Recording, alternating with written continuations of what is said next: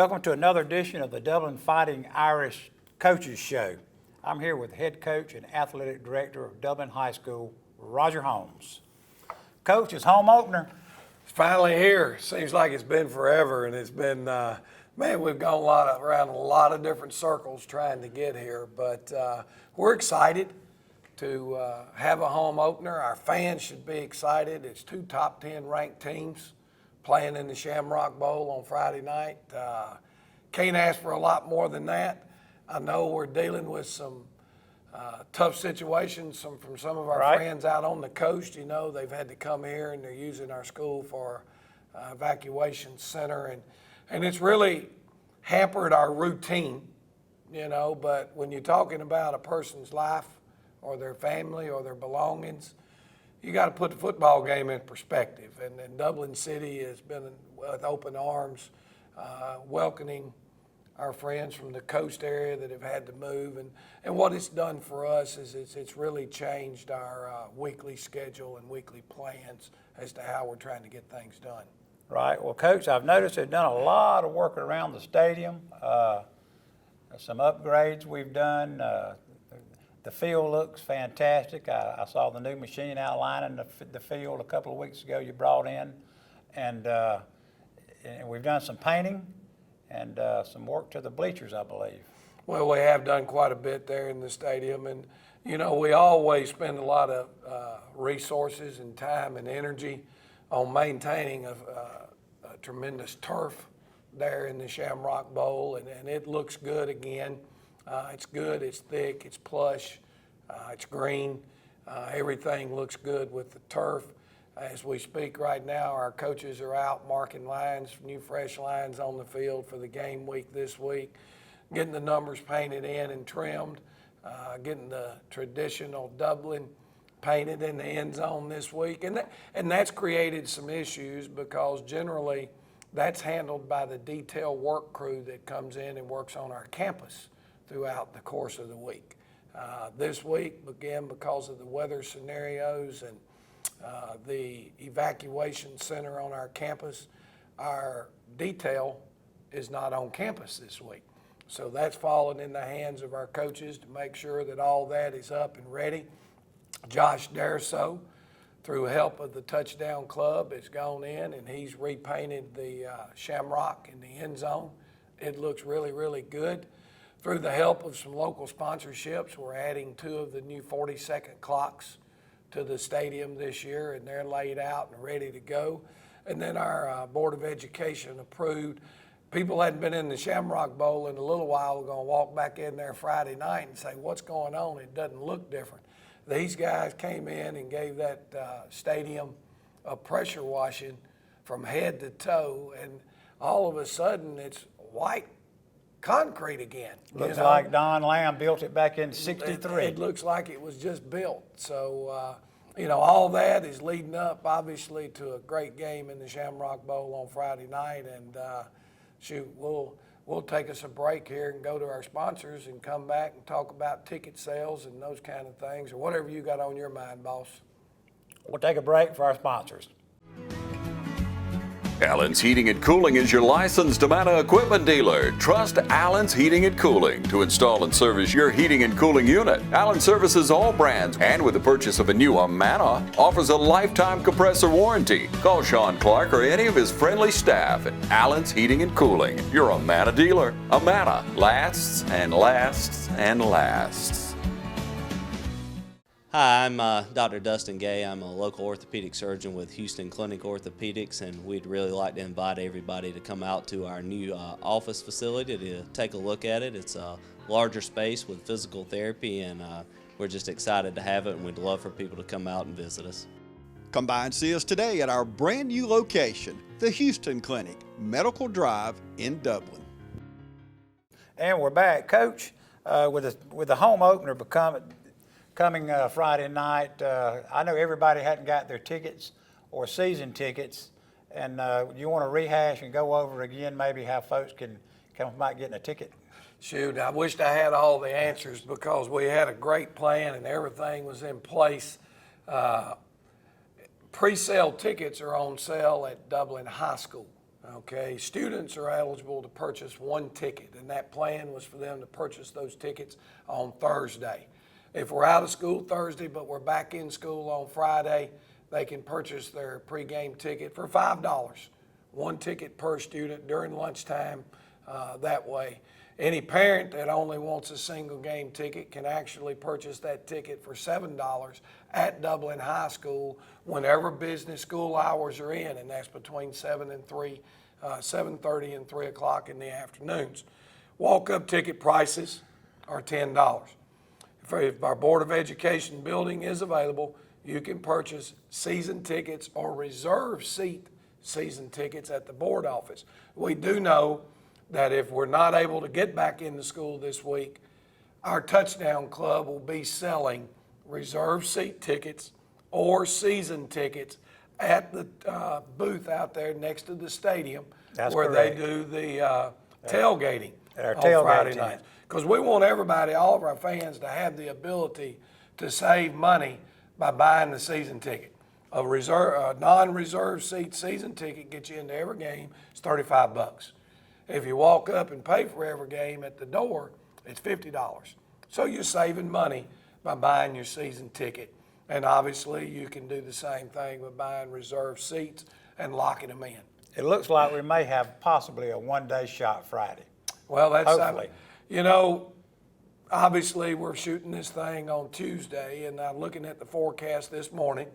It looks like now that they've shifted the cone to the east, that there's still going to be some Right. surge and some wind that comes in on the Georgia coast, but it's not going to hit landfall.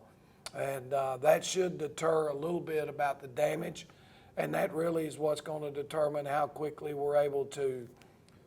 our evacuees are able to go home. Then there's an opportunity to clean and sanitize the area in the school where they were and get us back into school the next day. Quite frankly, early in the week, I was fearful that we might not be able to even get back into school all week. I think our plans were right now is we were going to be out of school Tuesday and Wednesday for sure, and then we'd have to reevaluate closer to the end of the week. So hopefully we get back. It's hard on everybody. It changes your routine. It could be positive now because our kids are able to recover more. If they take advantage of it, they can get more sleep, they can get a better hydration period, and all the things that could go into making us play a better football game on Friday night. Now, if you're going to stay up till 1:30 in the morning, texting, playing video games, or doing whatever it is, and not really being focused on the task at hand, it could be a deterrent.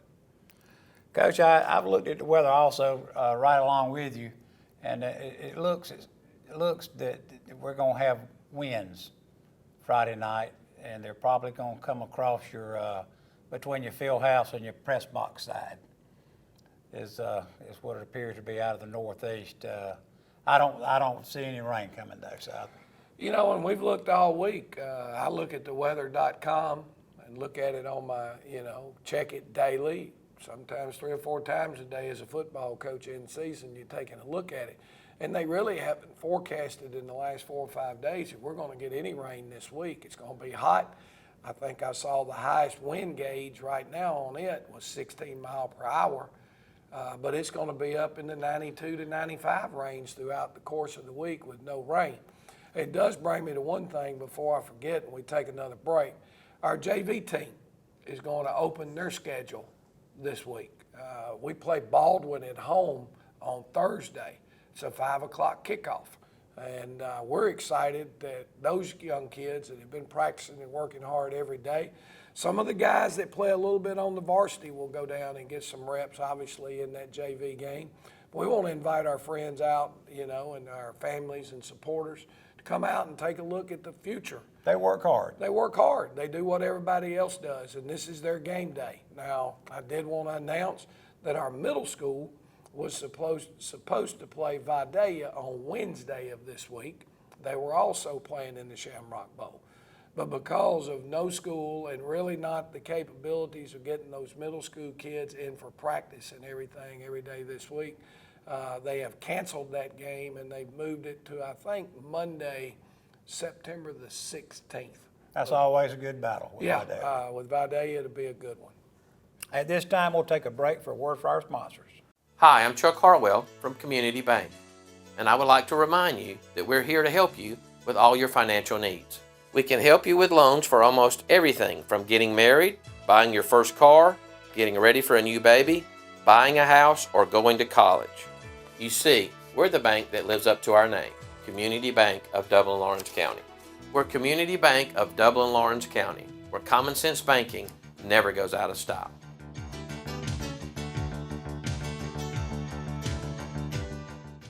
Hey, want a successful career? Start with an education that puts you front and center with hands-on experience. An education that will prepare you for opportunity in 2 years or less. An education that's fast and affordable. Most OFTC students graduate debt-free thanks to the Hope Career Grant, which offers free tuition in more than 63 programs. Think differently about college. Choose OFTC for an education that's fast, local, and debt-free. OFTC is an equal opportunity institution. And we're back. Coach, Mother Nature's played a big part in how we've started the season. I know the governor has designated our campus again as a shelter, and the superintendent's always glad to help out in that endeavor. With the kids out of school, what adjustments have you had to make toward your practice schedule? How is that going to affect our players versus possibly Swainsboro being in school and on their same routine? Well, first off, obviously, Swainsboro was faced with the same dilemma we were on Monday. It was a holiday, and we knew that coming in. And our normal routine is always to bring our kids in early on Labor Day morning, try to be on the practice field at 9 o'clock and off the practice field by noon. Let them get home, let them spend time with the family, do the family cookout, a lot of the normal things that people try to get done on a holiday when everybody's off work. So we went through that, and then we got word yesterday during practice that we would be out of school for sure on Tuesday and Wednesday. So you made a quick decision. Well, we went ahead and made the decision then that we would continue to practice in the mornings, but then we had to make arrangements for bus routes. It's not as big an issue on a holiday because most every kid's parents were not working. There were 4 or 5 that didn't have a ride, but we were able to make sure that they had a way to get here. Now, obviously, everybody going back to work, now you needed a way to make sure they could get to practice and a way to get them home. So then we had to reach out to our transportation department, make sure we had buses secured so we could pick them up. The next thing is it's kind of hard for these kids to be here for a long day and not have anything to eat. So then we needed to go make some plans on how we were going to feed them on Tuesday and Wednesday. And I noticed the lunchroom when I came in for the show was packed with food. Yep, Ms. Strickland, our commercial foods lady, was able to put together. She had some hot dogs for them and some sandwiches and chips and drinks. And so we had a way to get some food in them today. And tomorrow we always do a spaghetti dinner on Wednesdays, which is our moms are able to get off work and prepare and get all it done, and they do that. But we're going to go ahead and feed them their normal spaghetti. We're trying to load them with the carbs as much as we can going into the game week, and so we'll feed them the spaghetti lunch tomorrow when we get done. We're bringing them in at 8:30. That might be the only normal thing they do all week is the spaghetti supper. They're gonna get them spaghetti, that's for sure. And we're gonna load it up. Bring them in at 8:30, watch film from 8:30 to 9, go on the practice field, practice from 9 to noon, get them off the practice field, feed them good, and hopefully get them home, get them some rest. Still got to wait and see what we're going to do on Thursday yet. We haven't made those plans with the JV game being that afternoon. We'll probably push practice to a little bit later into the day, so there's not a here and back home and back here type scenario. So we'll Your walkthrough day. Yeah, our walkthrough day, and just kind of make sure that we're able to get the walkthrough in, and the JV kids are about an hour out from starting their kickoff for their game. So a lot of little adjustments that don't seem like much, and they're not things that we can't handle. We're not prepared to handle. They just force you to have to make some adjustments. How is that, do you think, is going to affect our kids versus a team that's not getting out of their routine at all? Well, I hope it doesn't, but to be quite frank with you, it generally does. Teams that break their routine and do some things that are abnormal are not always good. But, you know, our kids, I feel confident that they're physically and mentally prepared. Having an open date last week helped a little bit because we actually had more time to prepare for this game. But as you said, Mother Nature's played a tough role on this football team. The entire start of the season. Yeah, I mean, the first game of the season, we managed to get to play one quarter before the game had to end up being called because of lightning. So she's dealing with us kind of hard right now. We're just having to roll with the punches, and what they say, don't question Mother Nature. Right. Well, while we're on other teams, Coach, and how the weather has affected us, let's talk about some of the other teams that we may play that have gone ahead and played 2 games maybe, and some other teams possibly in the state that. Yeah, well, I know Swainsboro obviously coming up this week. They've only got to play one game, and they had to play it on Monday night. Mother Nature got them the same night we played ECI. Swainsboro beat the brakes off of Jefferson County. Jefferson County turned around last week and went to Sandersville. Played a tough game. Played Washington County at Jefferson County, and it was a 28-20 game. So that one stands where it is. Brooks County right now has played one game. They're 1-0, put 60 points on the board, but they gave up 50-something, and that doesn't sound a whole lot like Brooks. Now, they've got a big one this week as they play perennial power in Clinch County. Clinch beat them last year, so that'll be awful telling, I think, as to where Brooks is right now. First region game for us is East Lawrence. East Lawrence, you know, they played above their league, obviously, when they played West Lawrence in week 1, and West beat them pretty bad. I think they felt like last week getting Johnson County and a single A school back at their place for their home opener, and all that excitement was going to be something that they could rally around. And shoot, Johnson County jumped on them hard. I think that game ended 40-something to 7. It was like 32-0 at the half. So Possibly overlooked them a little. yeah, and I'm just not sure where East is right now. I think they're better than they played the other night. I just think that the guys from Johnson County jumped on them. Blakely County, we got to see them play the other night. I think they won their opener, and then they played Veterans the other night in Cochran. Veterans was the better football team and pulled away from that one at the end. I think they won it 28-10 maybe.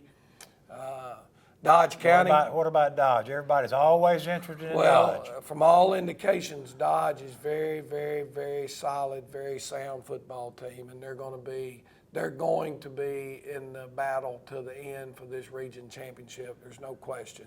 Southwest, not sure a whole lot about. Northeast went over and played Perry. Lost to Perry over there. You know, now Southwest lost to Macon, West Side out of Macon in the game in the kickoff classic up there, but played them very, very well for a half to 3 quarters. Northeast was competitive in their game with a 4A school and Perry High School. Swanee High School out of Florida, I don't know much about. Washington County, as we said, went up and handled Baldwin about the same way we did in the scrimmage, and then had a tough one last week with Jefferson County. So all in all, looks like kind of what people are saying. When you look at our schedule, you've got Swainsboro, you've got Brooks County, you got Dodge County, you got Waco, all ranked in the top 10 that are on our schedule. And Swanee High School out of Florida is tipping on the top 10 as a 5A school in Florida. So we've got more than our share of tough games. You know, you mentioned, we have a tremendous home football schedule. And I think our fans are going to want to be jerking and getting a hold of those season tickets. 'Cause they need to come out. It's going to be a great year in the Shamrock Bowl if we can hold up our end of the bargain. Well, it's not because you're not having them prepared. I've been out to practice. I've watched them practice. They've been in 95-degree heat for weeks now. And at the end of practice, they're still running sprints, and there's no quit in them. Yeah, we got a good group of young men. At this time, we'll take a break and have a word from our sponsors. From humble beginnings with a desire to serve the Dudley community, Bank of Dudley has grown to 5 locations, serving Lawrence, Twiggs, and surrounding counties. Serving our community since 1905, the Bank of Dudley is looking forward to its second century of community banking. Drop in today to any of our 5 locations: Jeffersonville, Dudley, East Dublin, Veterans Boulevard, and downtown Dublin. Bank of Dudley, member FDIC, and an equal housing lender. Lawrence County's leader in hometown banking is Farmers State Bank. From our customer service professionals to our mortgage specialist or any of our professional lenders, we're committed to making banking as easy as FSB. Farmers State Bank, with locations in Dublin and Cadwell, member FDIC, and an equal housing lender. Stop by today and find out why we make banking as easy as FSB. And we're back. Coach Cade Yeoman's bringing the quarterback bringing his high-powered aerial attack from Swainsboro into the Shamrock Bowl Friday night. Big game between 2 top teams. What are you doing to coach your players up to just slow this aerial attack down some? I know we don't stop it, but we need to slow it down. They're just prolific. They are as good as we'll play at what they do. They're more of an air raid offense. To the person who didn't know any better, they'd call it the spread. When you talk about spread, to me, spread is where the quarterback is doing all the zone read options and keeping the football and running the football.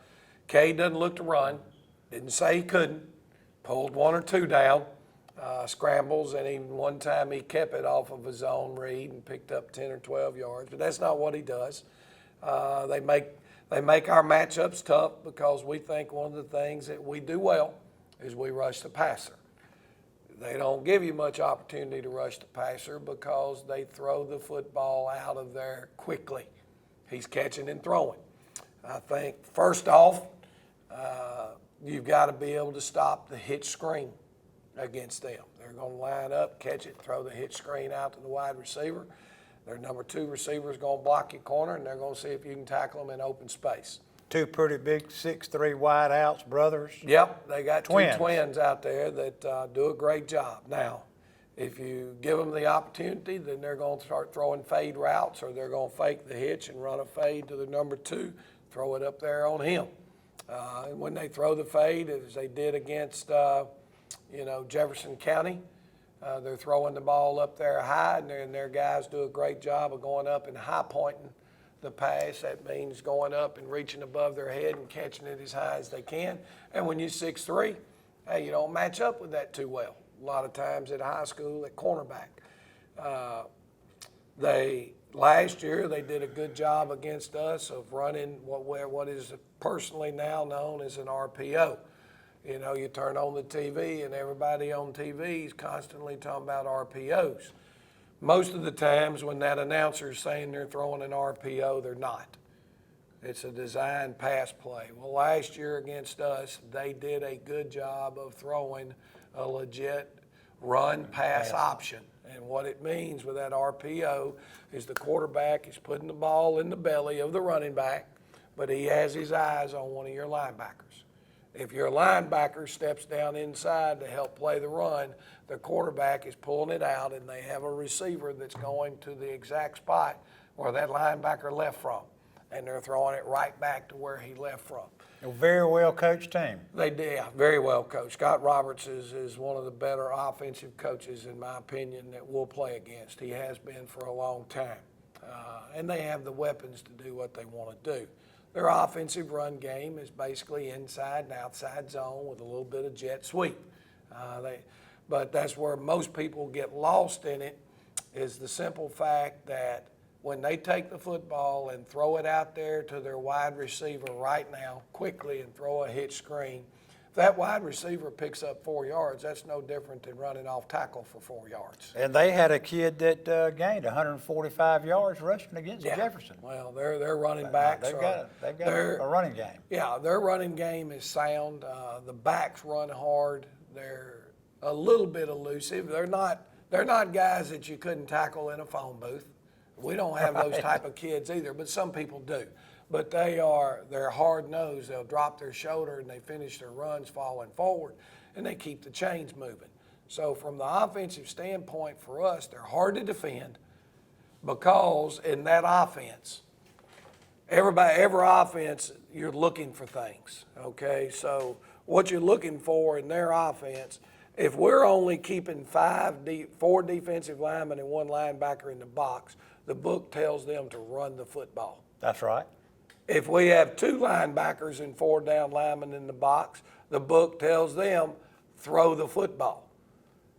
Okay, so for us, if we can only keep 5 in the box and stop the run, we're going to be in pretty good shape. If we have to put 6 in the box to stop the run, now it's how well can we defend the pass. So they put you in that dilemma. Now, we feel a little bit better about our game plan right now as compared to last year because we didn't have an open date week. We came off of playing 2 straight games against wing T football teams, and we had 3 days to get ready as opposed to 6 or 7 days to get ready for what we're facing this year. And from a defensive standpoint, we hope that helps us. And you pretty much got a senior Latin team this year. Well, we do. We've got a lot of experience, a lot of older kids, but still, you have to go over stuff and over stuff and over stuff. They're still sometimes. 17 years old. They still have their minds on other things, and your routine is shot this week, so we're concerned about that. You know, when we talk about Swainsboro defensively, they seem to be running out of a 4-3 look. Very similar to what we do. Their strong side linebacker plays a little wider than we play ours. The weak side defensive tackle doesn't really play in the inside eye of the guard, but he doesn't play on the shoulder of the center. He's more in the gap. I'm impressed with their Mike linebacker. I think he does a really, really good job. The thing is probably the most impressive of them is how well their defensive line plays with hat and hands, something we coach and we think our kids do well. I think they do it as well as we do. They're going to get their hands on our offensive linemen, redirect them, keep them off the linebackers, and let the linebackers go make plays. And They're going to try. well, that's going to be their plan, you know, and they execute it well. We felt like last year when we played them, going back and studying that film, you know, they had a little call in. We gave them motion. We noticed that they were slanting their defensive tackles pretty hard to our motion. So, again, we feel like we know what they're going to do. We feel like we've developed a game plan.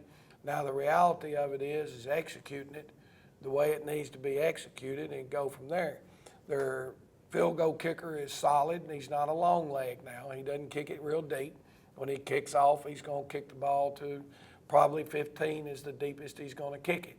But they kick it over in the corners and try to pin you into the boundary and take those yardage away from you. They use a rugby-style punt, very similar to what we do. Similar, it's not the same. But their quarterback, who throws it so well, is also their punter. So you got to be careful. Got to be ready. You know that they'll have fake opportunities in there for him. But they're very, very balanced in their offense. They're 49-51. I think 49% of the time in their first game they ran the football and they threw it 51%, or maybe it was vice versa. But tendencies, they don't show a lot of tendencies. You know, we mentioned those 2 6'2" wide receivers. I think it's 7 and 8 are their numbers, and very good football players. But the one that'll scare you to death is number 4. I tell everybody that's Wes Welker. Type slot receiver in the 2x2 and 3x1s. He's not a big kid, but he caught 3 touchdown passes the other night in the Jefferson County game, so he can go. It'll be a fun game to watch. Better come and No be here doubt. early, and we need the support of everybody in the Shamrock Bowl. Get behind this football team. It's going to be an exciting night right here in the Shamrock Bowl because, guys, the reality of it is I think we are on the road for a month. This is the only game we've got home until we get back home with Bleckley County, which I think is the first weekend in, what would that be? October. October. So come on out and be a part of the festivities here in the Shamrock Bowl Friday night. We'd like to Kickoff 7:30. We'd like to thank TV 35 for filming the Coaches Show, and also the Dublin-Swainsboro game will be the TV 35 Game of the Week. Please tune in Sunday afternoon at 12 o'clock, and you'll hear from myself and Crather Nelson. Thanks, and have a good day.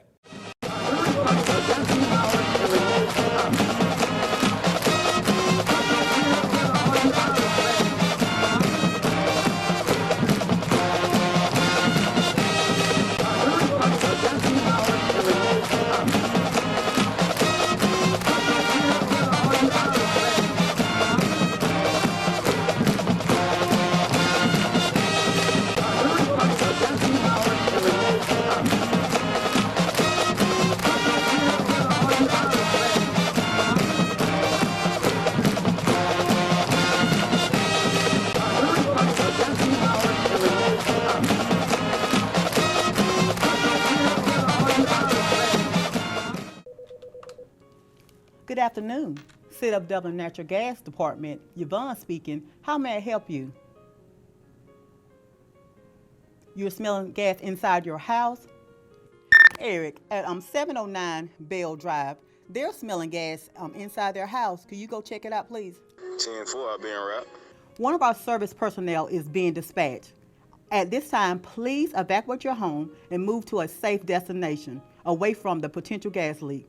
Do not light a match, turn on any electrical switches or devices. Do not hang up your phone, place it down and leave. And please do not re-enter your home until a leak investigation has been conducted by our gas department. Mr. Cates, I'm Brad. This is Eric. We were the City of Dublin Gas. Are you, you say you called about smelling some gas? Yes. Everybody outside? Well, what we're gonna do, Eric's gonna go to the side of the house, check the meter out, make sure everything's okay, nothing's running through the meter. I'm gonna check around the door, and then we'll go inside and kind of see what's going on. Okay.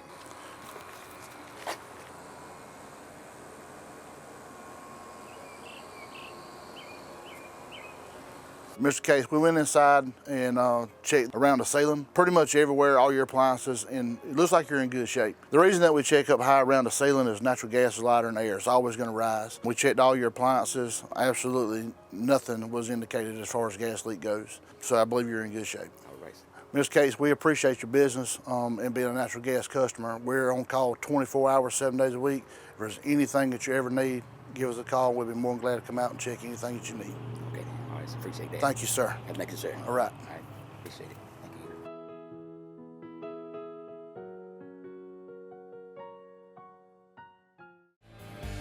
Real people steal people. They want real power, real options, real value. Right now, get real savings on chainsaws, blowers, hedgers, string trimmers, and more. The #1 selling brand of handheld outdoor power equipment in America. This fall, get a real solution. Get a Steel from Midstate Tractor and Equipment, 1325 North Jefferson in Dublin.